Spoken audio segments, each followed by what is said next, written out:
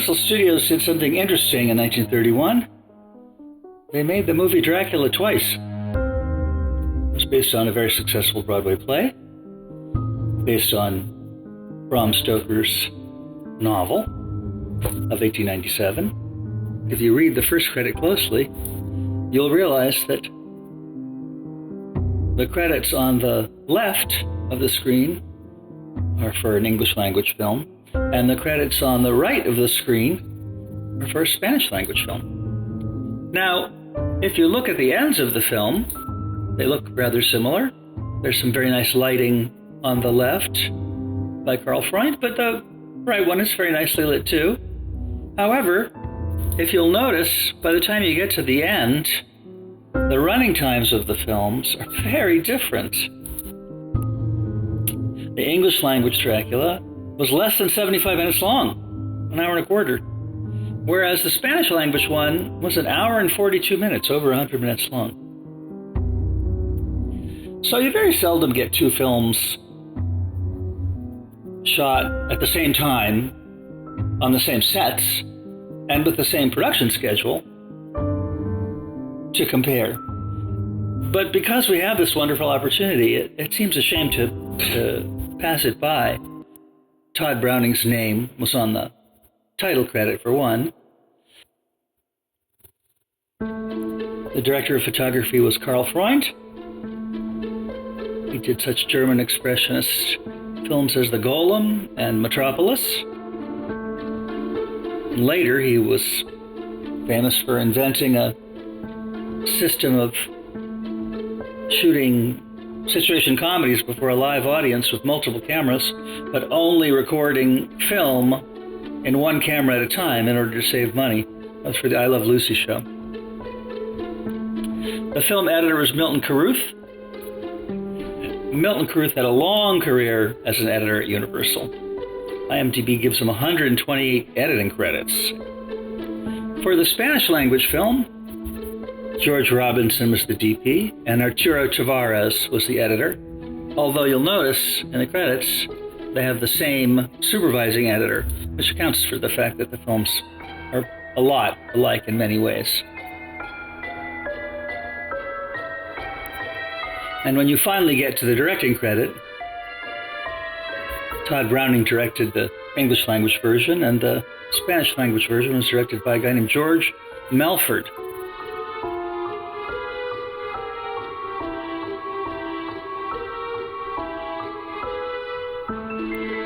So these were very competent professionals, no doubt about it. So directors and DPs and editors make choices in tandem and in coordination with each other. Eventually, some of the choices look better to us than others. There's an old screenwriter saying about plots to start as late as possible and end as early as possible. That is, start just before the important stuff happens and then end when the story's over, and don't dilly-dally. That doesn't quite happen in this film. Melford and his editor, Tavares, end up starting earlier than Browning and his editor. One of the riders in the coach is reading from the tourist guide.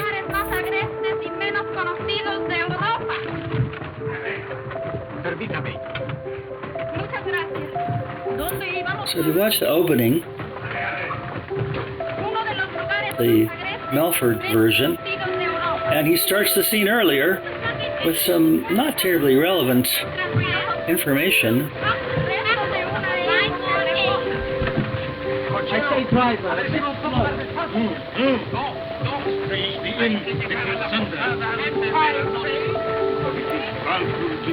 Robinson does most of it in a single camera setup, whereas Browning has the time to do some closer shots. Now, Melford's crew was shooting at night, so some of the daytime exterior shots are shared between the two films, like this one, obviously.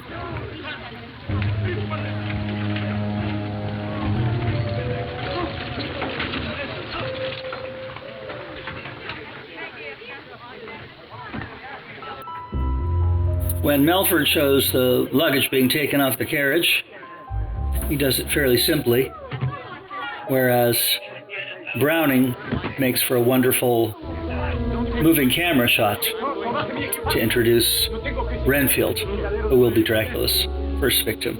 And it goes back and forth even. It's a very nice little whip pan. No, please, put that back up there.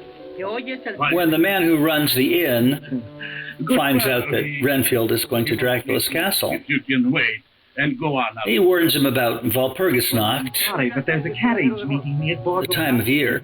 But the lines are quite different. Yes. Who's scared? So when the Of Dracula.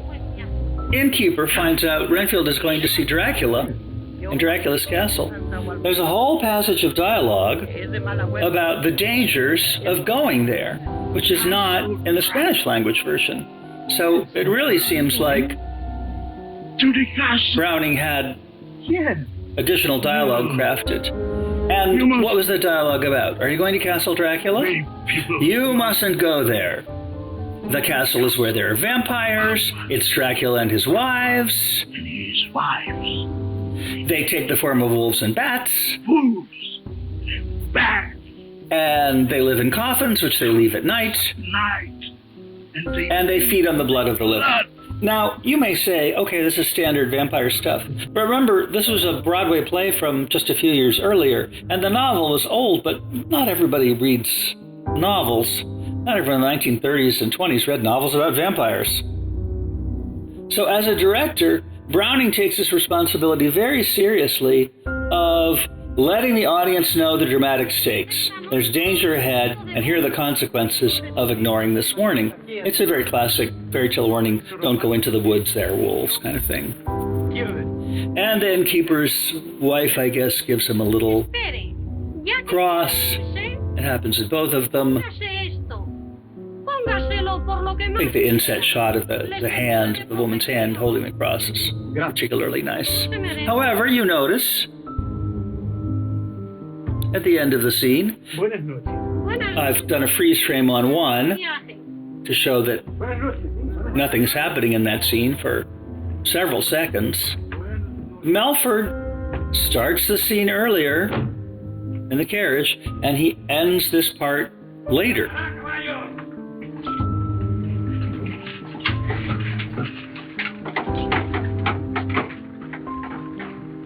Oiga, ¿cree usted que de veras hay vampiros que salen de las tumbas al anochecer y andan por ahí en busca de sangre? Yo he visto. Almost 30 seconds of extra footage, including the other tourists getting upset. And so it takes a while for these matching shots of the carriage pulling away. So at the end of the opening sequence, one film is almost 30 seconds longer than the other already, and we're only 5 minutes in. People have already observed that scenes are shot differently in the two films. Something very interesting happens if you compare singles and two shots. That is, you can have a shot of a single person, or you can have two people in a shot. If you have two people in a shot, you have to figure out a way for them to move around or something, so you can cut to another shot or cut to another angle. But if you have two singles, just me and someone else and me and someone else, then you can do shot, reverse shot. Browning, in the opening scenes of Renfield in the castle, I am Dracula. consistently prefers singles and shot, reverse shot It's really good to see you. to a single two shot. I don't know what happened to the driver and my luggage and... Well, and with all this, I thought I was in the wrong place. Dracula is dangerous. Bid you welcome. Putting him in the same shot with Renfield, who's going to be his victim, it reduces the tension.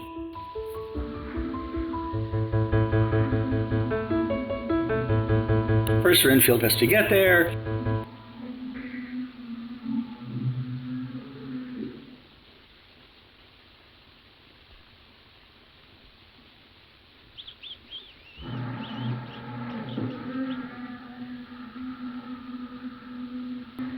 And then there are various kind of creepy crawlies around. I don't know why there are armadillos in Transylvania. I suspect that they were just easy to wrangle. So you see on the left at the beginning, I put a little spotlight on Renfield.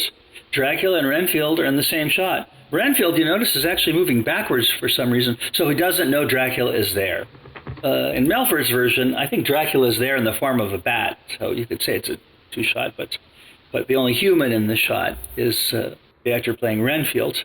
Now, a lot of people have remarked on this wonderful moving camera shot that's used to introduce Dracula in the Spanish language version. You'll notice, however, I did a freeze frame on Dracula in the English language version, so you can see that, in fact, it takes quite a while to do that shot, and so it does lengthen the scene.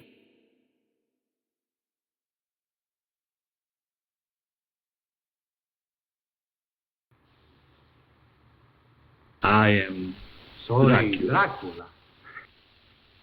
As a matter of fact, we can go back and look at the timing differences. Shot starts at 11:03, and we don't get the two back together for another 30 seconds.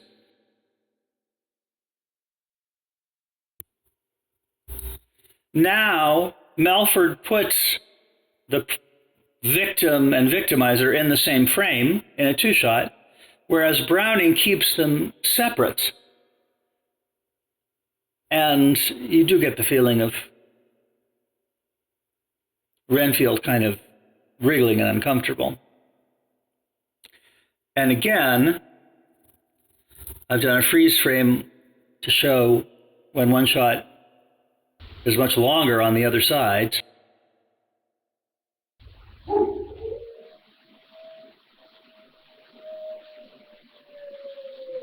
Browning quickly goes back, Listen to them. separate one-shots when Dracula's extolling the What music they make. musical qualities of wolves. So Melford goes back and forth more often between the two-shot and the one-shot.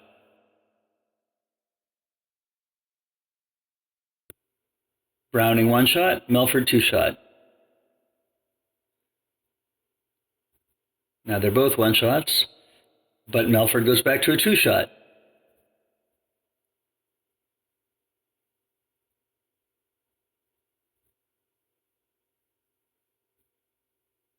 Again, Melford with a two-shot, now one-shot, but back to a two-shot. The spider spinning his web for the unwary fly. And Melford is doing a two-shot. The two shots are also a little more theatrically kind of staged. I mean, here they're in profile, but they're at the same distance from the camera, so it's a little more of a flat kind of shot.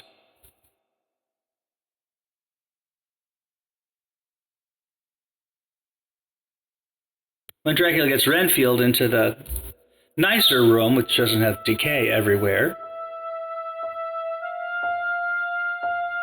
Browning emphasizes the size of the room, and it was a very big set, and the fireplace was very large. So Browning really emphasizes that by making the figures quite small and in the distance. And it's true that in Browning's version, there are a lot of two-shots where they're together, but he also separates them a lot in one-shots.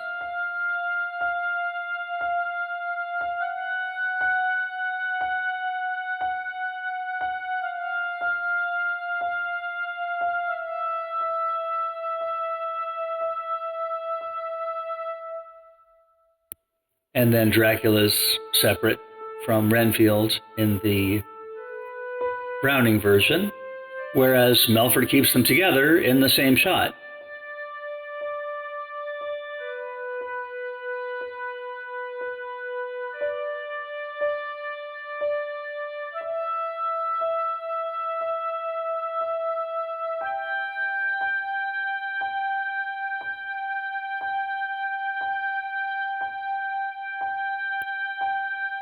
Dracula rejoins Renfield to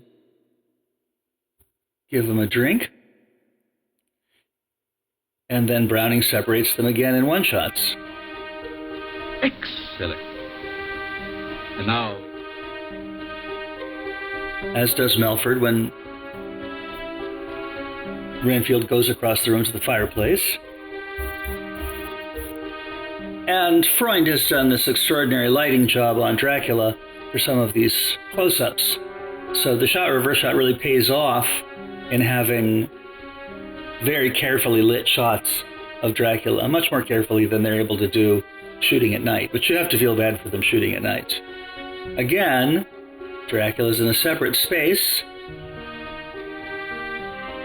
and the spaces overlap in Browning's version.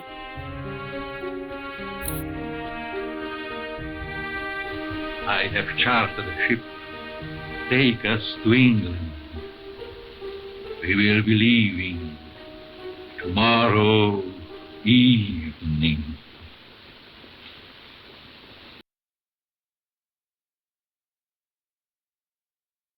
Thanks. It looks very inviting. Out.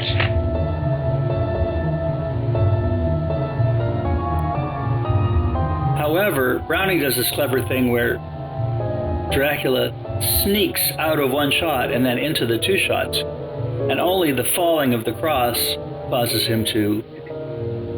No ha sido nada. Un ligero rasguño. Oh, it's nothing serious. Just a small cut from that paperclip. Browning goes back to keeping them in separate shots. Just a scratch. Dracula kind of lusting over the blood-filled creature before him. Again, both two shots. This is very old wine. Browning has Renfield's back to us, so it's less theatrical. And then he cuts to another angle, which is a little more similar. But then Dracula is a little bit more turned away from us, so it's not quite so stagey. Aren't you drinking? I never drink. Y ahora, Why? si se encuentra usted bien. And I suspect if you put these shots of Dracula all together with the kind of Pero la documentación. weird lighting, that they're taken at the same time. They may even be exactly the same shots.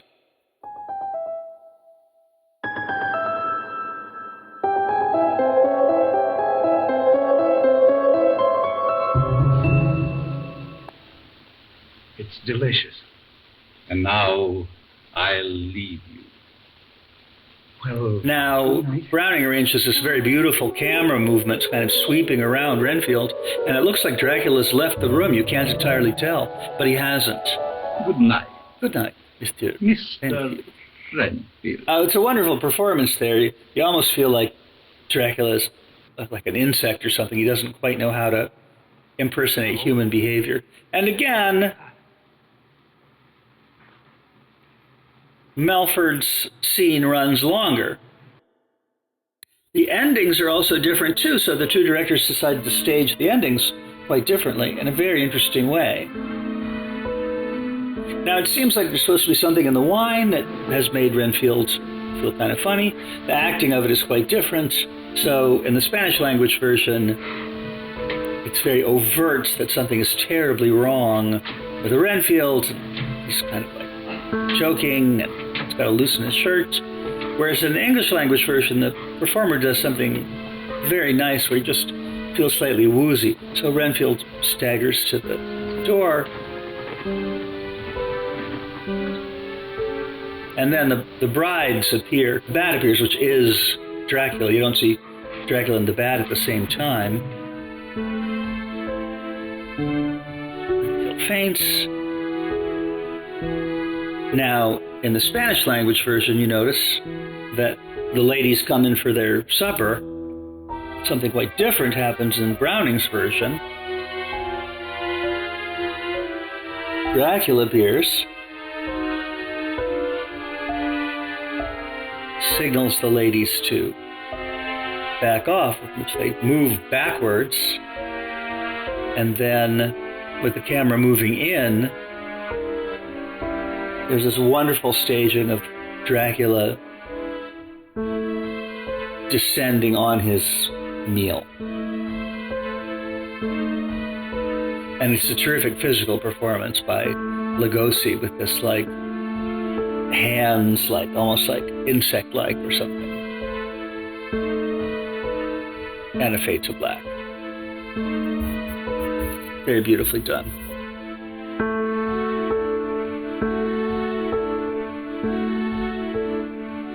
Something similar happens later Van Helsing. When Dracula's in London and he encounters Van Helsing, who knows something about vampires. And again, Melford would put Van Helsing and Dracula in the same shot, whereas Browning tends to keep them in separate shots. There's a wonderful book on dramatic writing by William Gibson, who wrote The Miracle Worker. It's quite a good play. And it's about Shakespeare's plays. And one of the things he says is, to make a really dramatically compelling play, you need two antagonists who must face off against each other, and one must fall and one must stay standing. And you have to create these two antagonists and put them against each other, and then you need to keep them apart for 2 hours, which is a very funny way of describing a drama, but it's partly true. So in Dracula, Van Helsing is that antagonist.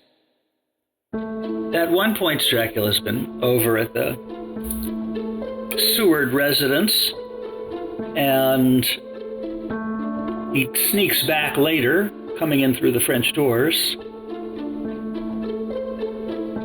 And you can see we have Van Helsing in a one shot. I freeze here on the left when the scene in Spanish runs longer. Melford's version runs longer. And You are too late. My blood now flows through your veins. now the antagonists move together into the same shot. You see how compelling that is? Whereas in the Melford version, he just cuts to the two shots. Right? Watch it again. You are too late. My blood now flows through your veins. You will live through the centuries to come, as I have lived. Should you escape us, Dracula, we know how to save Miss Mina's soul. Then they're separated again in the Browning version, where Browning is saying, I know exactly what I'm going to do. I'm going to stop you. Okay, I got to stop here. This is weird. So, Melford scenes run long. So the editor, I think, has tried to do him a favor. And what he did is he took this longer scene and he intercut it with the scene of Mina, who's called Eva in the Spanish language version, saying she feels fine when really she's like not at all well. So I think they thought they would bring up the dramatic tension in the confrontation scene and then keep it at that pitch for this other scene and then go back. But I think it really kind of lets the air out of the scene. So now we're back to the confrontation between the two. Again, Browning keeps them in separate shots. And once again, the dialogue is different. I think Browning must have had this specifically written because he needed this. So what does Van Helsing say? I'm going to find your box with earth in it that you sleep in at night, and I'm going to drive a stake through your heart, and that will release this woman from your spell. He's announcing what he's going to do. He's stating his plans. This is the height of the antagonism between the two characters. And the audience needs to know, like, okay, well, you don't like Dracula, what are you going to do about it? That's not in the Spanish language version. And that's something that Browning, as a good director, knows to do. Now we get this wonderful kind of like telepathic battle thing where Dracula is trying to force his will on Van Helsing, which he does to other characters in the movie.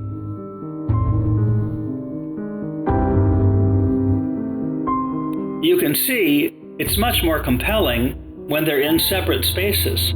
Whenever they're put in the same space, it becomes a little kind of like weird, like, why are you reaching out your hand to me? In the Melford version, it's just two guys in a room and one has his hand up and there are some couches.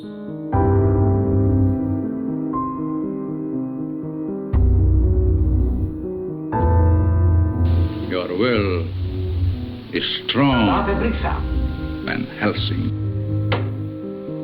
¿Me has obedecido? Sí. And the staging at the end is handled a little bit differently. More Wolfbane. Bane Count.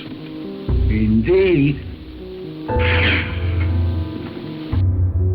And once again, notice, I stopped the scene at 45:28, and the Spanish language version goes on. It's a nice shot. We see Van Helsing kind of letting loose, but it's not really necessary.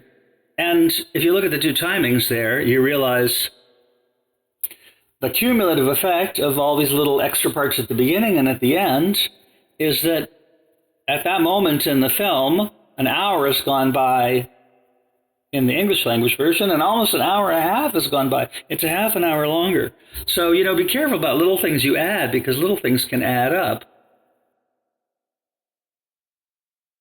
I think Yogi Berra used to say, if you see a fork in the road, take it.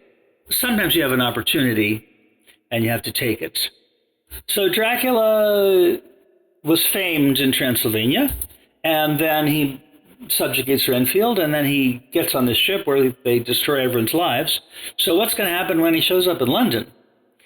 There's a scene in the English version that's not in the Spanish language version, and which has kind of Jack the Ripper kind of qualities. It's London. We know it's London. It's foggy. People are out on the streets, and it's not a wordless scene. There are lines, but they're not much in the way of lines. So a little girl is selling flowers. She's selling violets. A man approaches her. It's Dracula. He's got the lighting on his eyes. She's mesmerized, and he victimizes her. Now, in the Spanish language version, before he shows up at the theater, Dracula gets out of his coffin. In the English language version, they do this wonderful thing in which Dracula's killed this girl, and the next thing he's just walking down the street, well-dressed, and meanwhile the police find the body. And so it creates an incredible contrast. There's a monster at loose in London, dressed like a perfect gentleman.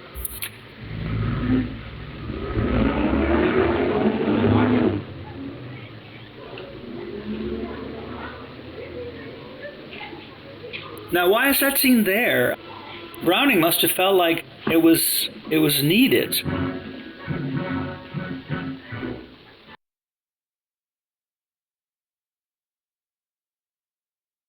Another segment where there are kind of equally valid choices that are quite good is when Mina, or Eva, is examined.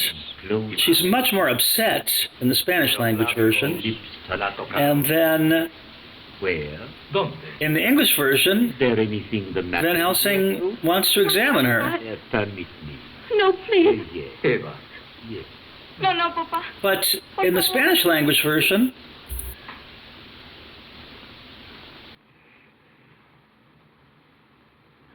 the girl's father is so concerned about her, and he has to act as an intermediary. And he touches her, holds her so tenderly. He knows something is wrong, and he needs to see this wound on her neck, and she lets him because it's her papa. And so he loosens the scarf and looks, and then the other doctor, Van Helsing, is able to see. This is a thing where Melford invents new staging and new behavior. The scene runs long, but man, it's worth it, right? I mean, points for Melford for seeing that. How long have you had those little marks? Marks? Please. Mina, why didn't you let us know? ¿Desde cuándo tiene usted estas huellas en el cuello? ¿Huellas? When, Miss Mina?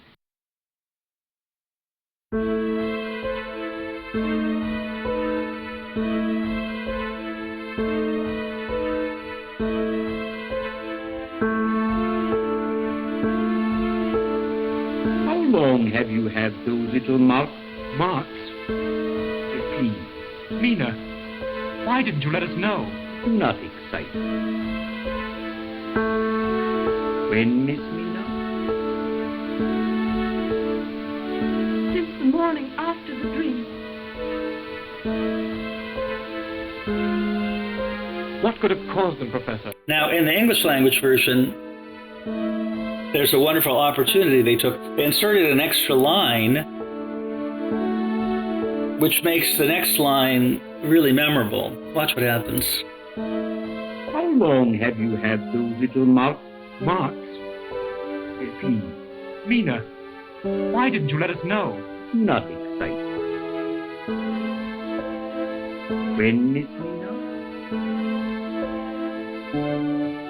Since the morning after the dream. What could have caused them, Professor? Count Dracula.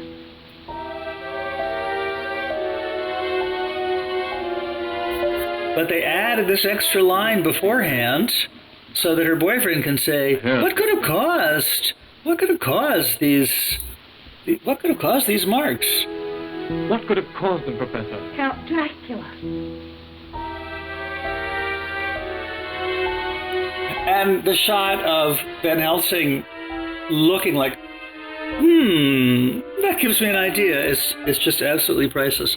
However, in the Spanish language version, they get a similar kind of feeling. Right? They're all concerned about Mina and the puncture wounds in her throat. Count Dracula's announced. He comes in. Oh, he's all smiles. He bows. Everyone's looking at him. I've frozen that because the shot doesn't last very long, but it is kind of like cause and effect. So both Browning and Melford find a way of taking advantage. In one case, I think they wrote an extra line of dialogue, and in the other, they just take advantage of the staging to make us feel like, oh yeah, something strange is going on here. Now, there is such a thing as just craft, just pure craftsmanship, and if you have Karl Freund working with you, you can do amazing things. So there's this wonderful sequence, of course, I think it's very famous. Dracula's there. Somebody gets a cigarette out of a cigarette box that has a mirror inside the lid.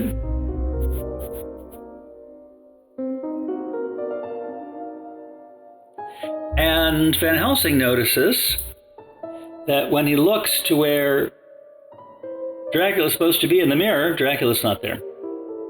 Because vampires don't cast reflections in mirrors. Now, they don't do this at the same time in Melford's version. They do it a bit later. So when you see them side by side, you can see Van Helsing looking in the mirror and seeing where Dracula isn't, and they don't do that in similar moments in the script. Right?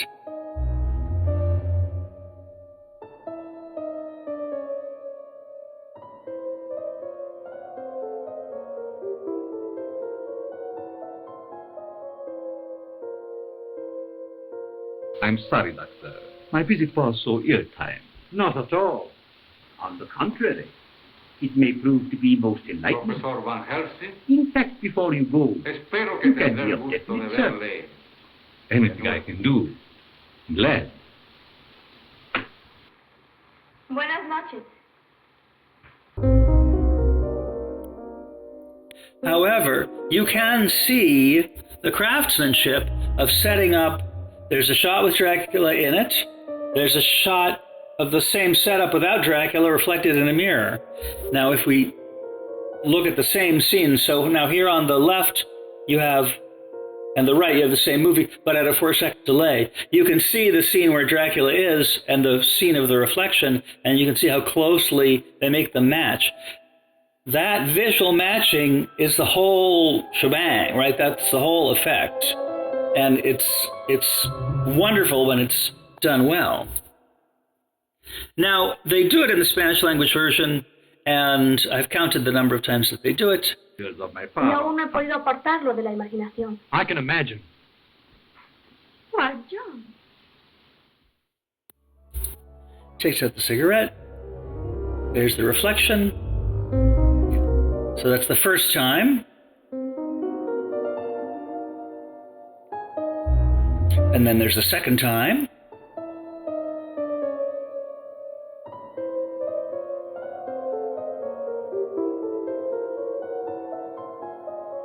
And then there's a third time. Very well. Good night, John.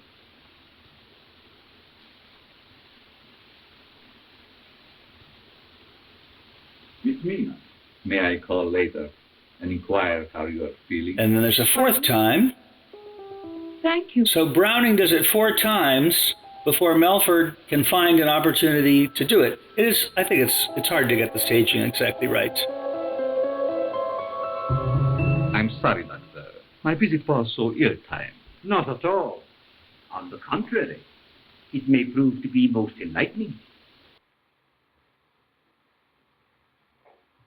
Profesor Van Helsing, espero que tendré el gusto de verle de nuevo.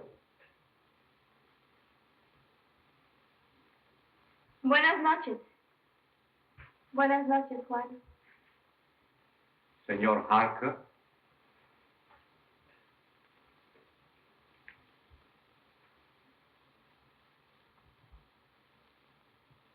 So Browning's done it 4 times, Melford does it once. vendré más tarde para averiguar cómo sigue usted. Gracias. He does it kind of 1.5 times because it's the same camera setup. Buenas noches.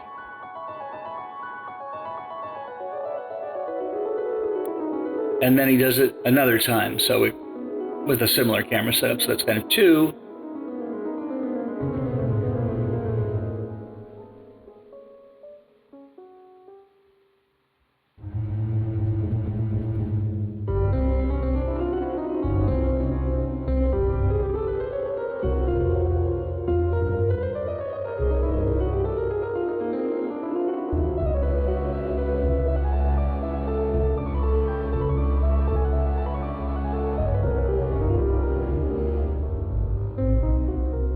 Siento mucho que mi visita fuese tan inoportuna.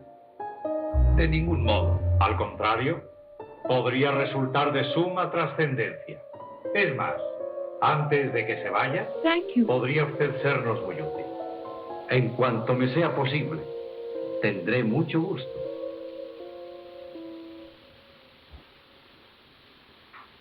I'm sorry, Doctor. My visit was so ill-timed. Van Helsing shows Dracula the box, cigarette box with the mirror in the lid. It's done one more, so it's kind of like a third time.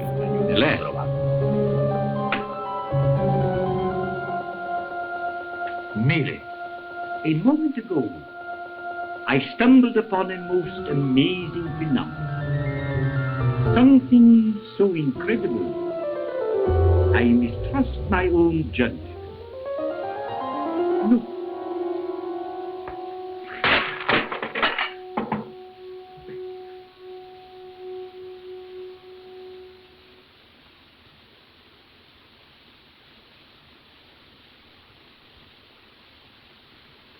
Doctor Seward,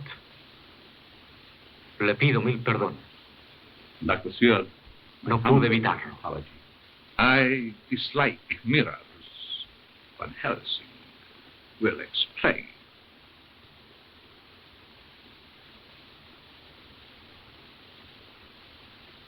Considerando que usted no ha vivido aún ni siquiera toda una vida, For one who Sabe has not usted lived mucho, even a single profesor. lifetime, you are a wise man, Van Helsing. Phew. What on earth caused that? I think in this you can see how much Browning's experience pays off. He starts scenes later and he ends them earlier. He's willing to write new lines of dialogue that add intense dramatic urgency. I think he shoots less so that there's less for the editor to muck around with. And now when it comes to staging, there's some very nice staging things he does, but Melford comes up with some good staging ideas too. So I think it's nice to look back and see that, like, a very experienced director from this period. He's not as famous, and maybe the things he does are not always as elegant, but he comes up with good things too. You know, experience shows. Different directors have different experiences which cause them to move in different directions. Browning is obviously a wonderful stylist, and he is classical in the sense of really being simple in the best way and concentrated, and knowing how to move the camera very elegantly, and knowing how to do simple things like keeping the characters in separate shots to add to the dramatic urgency.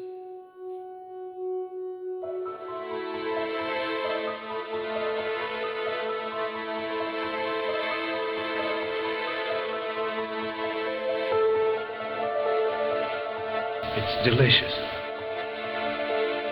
There is more than one way to, I hate to say it, skin a cat. It's a gross metaphor, but it is a horror movie after all.